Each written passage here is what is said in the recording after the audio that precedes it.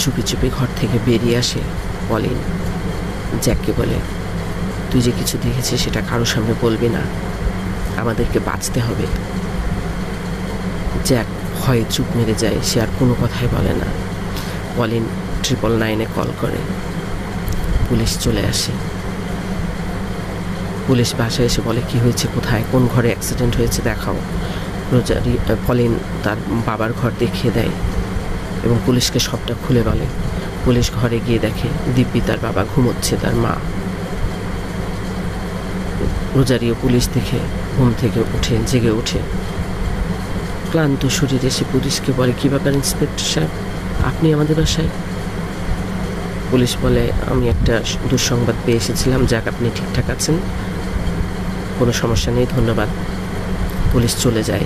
যাওয়ার সময় পলিনকে শাসিয়ে যায়, পরবর্তীতে যদি এভাবে মিথ্যা তাদেরকে হ্যারেস্ট করা হয় তাহলে খবর আছে।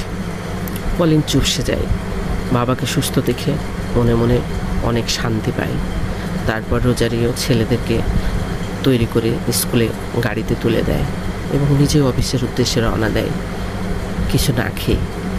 অফিসে গিয়ে তার শরীরটা ভালো লাগে না। সে অফিস থেকে চলে আসে বাচ্চাদের স্কুলে সে বাচ্চাদেরকে নিয়ে সে বাসায় ফিরে দেখে পুরা ডাইনিংময় রক্তাক্ত আর ছোট ছোট 2টা বাচ্চার কঙ্কাল দেহ পড়ে আছে, শুধু হাড্ডি আর মুখটা, শরীরে কোনো মাংস নেই। এটা দেখে তারা তো তাদের মায়ের ঘরের দিকে তাকায়, দেখে মা মেরি ওভাবেই বিছানায় শুয়ে আছে, কিন্তু তার চেহারাটা আগের যে নীলটা কেটে যাচ্ছে, স্বাভাবিক হয়ে আসছে মনে হচ্ছে। তারা ভাবে, এটা কি করে হলো, আমাদের বাড়ির ভিতরে কি এমন জানোয়ার ঢুকেছে, 2টা মানুষের বাচ্চা কোত্থেকে আসলো। তারা আবার পুলিশকে কল দেয়, পুলিশ আসে এবং লাশ দুটো নিয়ে যায়। তারপর তারা পুরো বাড়ি পরিষ্কার করে এবং পুলিশ এই বাড়িটার প্রতি নজর রাখতে শুরু করে। এভাবে কয়েকদিন কেটে যাওয়ার পর হঠাৎ একদিন রোজারিও প্রচণ্ড অসুস্থ হয়ে পড়ার পর রোজারিও সন্দেহ করতে শুরু করে মেরির প্রতি।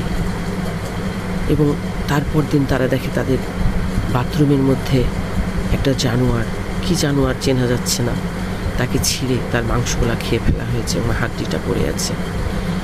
রোজারিও তার সন্তান দুটোকে বাঁচানোর জন্য সে বাড়ি ছেড়ে চলে যায় এবং দূরে একটা 3-4টা বাড়ির পরে একটা প্রতিবেশী, ওখানে তো প্রতিবেশী কেউ কারো বাড়িতে যায় না তেমন, প্রতিবেশীকে বলে, আমাদের বাড়িটা রং করতে দিয়েছি, আমাদেরকে 1 মাসের জন্য আমাদের থাকতে দেবেন।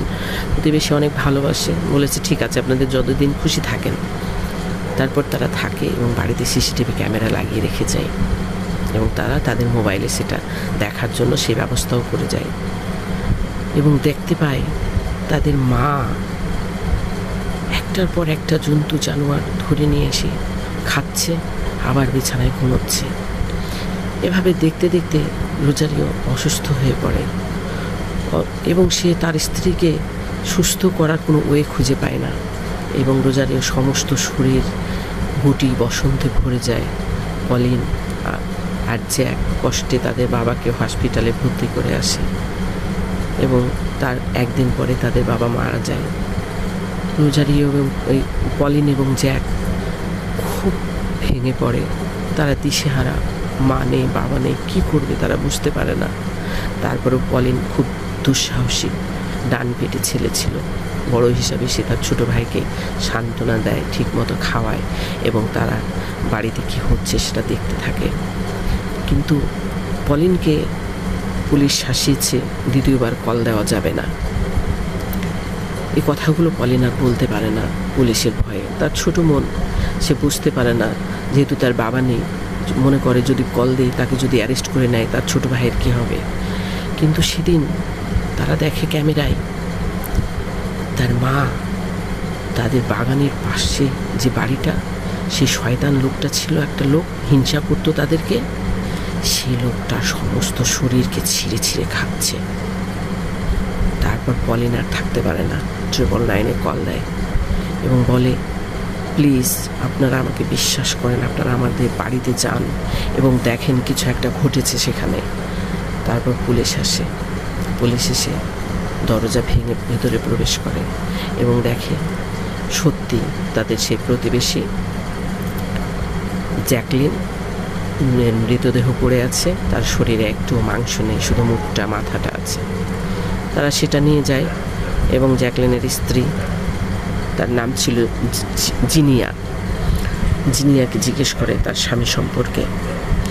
জিনিয়া কেঁদে ফেলে এবং বলে, আমার স্বামী খুব খারাপ লোক ছিল। আমার স্বামী এই সুন্দর ভদ্র দম্পতিদের, এই পরিবারটা, পলিনদের পরিবারটাকে খুবই হিংসা করত এবং সে বলতো পলিনের বাবাকে, পলিন জ্যাককে মেরে ফেলে সে এই সম্পত্তি গ্রাস করবে। এই জন্য সে তান্ত্রিকের খোঁজ করতো এবং কালো জাদু করত। আমি বহুবার নিষেধ করেছিলাম, কিন্তু সে আমার কথা শোনেনি। তার পাপের কারণে আমি আমার দুটো সন্তানকে হারিয়েছি এবং আজকে সেও গেল।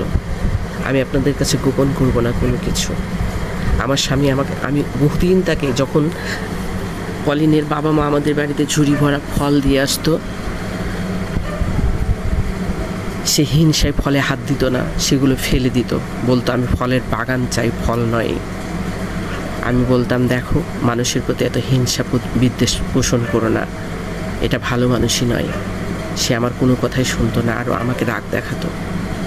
সে একদিন তার তান্ত্রিকের সাথে কালা জাদু করে পলিনের মাকে শেষ করার প্ল্যান করেছিল এবং জানি না তাদের পরিবারটা এখন কী অবস্থায় আছে, কিন্তু আমার পরিবারটা তো শেষ। আর সেই পুলিশ এখন তাকে জিজ্ঞেস করে সেই তান্ত্রিক কোথায়, এবং সেই মহিলা বলে তান্ত্রিকের বাড়িটা আমি যতদূর জানি অমুক ঠিকানায় হবে, সে ঠিকানাটা বলে দেয়। পুলিশ সে তান্ত্রিককে ধরে নিয়ে আসে। তান্ত্রিক আসে, তান্ত্রিককে বলে যে তুমি এখানে কী করেছো বলো। তান্ত্রিক বলে আমি কিছুই করিনি, আমাকে যা হুকুম করা হয়েছে আমি সেটাই করেছি। তোমাকে কে হুকুম করেছে? বলে এই জ্যাকলিন নামের এই খারাপ লোকটা। কি করতে বলেছে? না তো এই পরিবারটাকে শেষ করে দিতে বলেছে। কেন? না তো এই পরিবারের বাগান এবং ডুপ্লেক্স বাড়িটা তার চাই। তো তুমি কি করেছো? আমি তাদেরকে কালা জাদু করেছিলাম জিনের মাধ্যমে। বলে তারপর কি হয়েছিল? বলে তারপর সে বুঝতে পারে নাই যে কালা জাদুটা তারই ঘাড়ে বর্তাবে, কারণ সেদিন সকালবেলায় পলিনের বাবার যাওয়ার কথা, রোজারিওর যাওয়ার কথা ছিল বাগানে। রোজারিও সেদিন বাগানে যদি যেত তাহলে পরিবারটা পুরাই ধ্বংস হয়ে যেত, কিন্তু তাদের সৌভাগ্য সেদিন মেরি গিয়েছিল, নিষ্পাপ মেরি বাগানে গিয়েছিল, যার কারণে মেরিকে ওরা জিনেরা মেরে ফেলতে পারেনি। ওই জিনেরা মেরির ঘাড়ে ভর করে এই জ্যাকলিনকে শেষ করেছে এবং তার পরিবারকে, তার সন্তানদেরকে। তারপর পুলিশেরা বলল, এই কালা জাদু থেকে বাড়িটা তুমি মুক্ত করো। আর তুমি কত টাকার বিনিময়ে কাজ করেছো? তান্ত্রিক বলল, আমি 2 কোটি টাকা নিয়েছি। তারপর তান্ত্রিককে পুলিশ বলল, খুব শীঘ্রই বাড়ি থেকে কালা জাদু তুমি দূর করো। তারপর তান্ত্রিক তার সাঙ্গপাঙ্গ নিয়ে অনেক চেষ্টা করে সেই বাড়ি থেকে দুষ্ট জিন তাড়িয়ে দিল এবং বাড়িটাকে পরিষ্কার পরিচ্ছন্ন করে পুলিশের সুইপার দিয়ে পরিষ্কার পরিচ্ছন্ন করে রং করে বাড়িটাকে একদম ধুয়ে তারা তাদের বাইবেল থেকে অনেক কিছু করে একদম নিরাপদ করে দিল। তারপর পরই দেখা গেল মেরি তার জ্ঞান ফিরে সুস্থ হয়ে উঠে দাঁড়ালো এবং বলল, আমার স্বামী কোথায়, আমার ছেলেরা কোথায়? পুলিশ ইন্সপেক্টর বলল, আপনি টেনশন করবেন না, আপনি এখন কেমন বোধ করছেন? মেরি বলল, অনেকটাই ভালো বোধ করছি, তবে কিছুটা দুর্বল মনে হচ্ছে নিজেকে। পুলিশ অফিসার বললেন, আপনার উপর দিয়ে অনেক ঝড় বয়ে গেছে, আপনি শান্ত থাকুন, এক্ষুনি আপনার ছেলেরা আসবে। ছেলেরা এসে মাকে জড়িয়ে ধরল। মার বুকের উষ্ণতা ছেলেদের হৃদয় ছুঁয়ে গেল। ছেলেরা মাকে জড়িয়ে ধরে হাউমাউ করে কেঁদে ফেললো, মাও কেঁদে ফেললো। তারপর বলল, তোমাদের বাবা কোথায়? ছেলেরা আরও জোরে কান্না শুরু করে দিল। পুলিশ ইন্সপেক্টর বললেন, আপনি দুঃখ করবেন না, অনেক বড় দুর্ঘটনা থেকে আপনারা বেঁচে গিয়েছেন। আপনার সন্তান দুটোকে আপনি ফিরিয়ে পেয়েছেন, আপনার স্বামীকে হারিয়েছেন। দুর্ভাগ্য আমাদের, আমরা আপনার স্বামীকে বাঁচাতে পারিনি। মেরি কেঁদে ফেলল তার স্বামীর জন্য, তার প্রিয় ভালোবাসার মানুষটার জন্য। কিন্তু সান্ত্বনা এটুকুই, সে তার সন্তান দুটাকে ফিরে পেয়েছে, সে বেঁচে আছে। এইভাবে কালা জাদু একটা পরিবারকে কিভাবে নিঃস্ব করতে পারে, এটা বর্তমান সমাজে যারা এর ভুক্তভোগী তারা জানেন। পরিবারটা বাঁচলো, তাদের সংসারটা বাঁচলো। পলিন, জ্যাক তার মাকে ফিরে পেল, কিন্তু পেল না তাদের বাবাকে। তাদের বাবা চিরদিনের জন্য হারিয়ে গেল। পরিবারটা যতটা সুখী ছিল হয়তো বা ততটা থাকবে না, কিন্তু দুশ্মনটা মরেছে। এখন তারা নিশ্চিন্তে বসবাস করতে পারবে ইনশাআল্লাহ। গল্পটা এখানেই শেষ করলাম। ভালো লাগলে সাথে থাকবেন। আল্লাহ হাফিজ।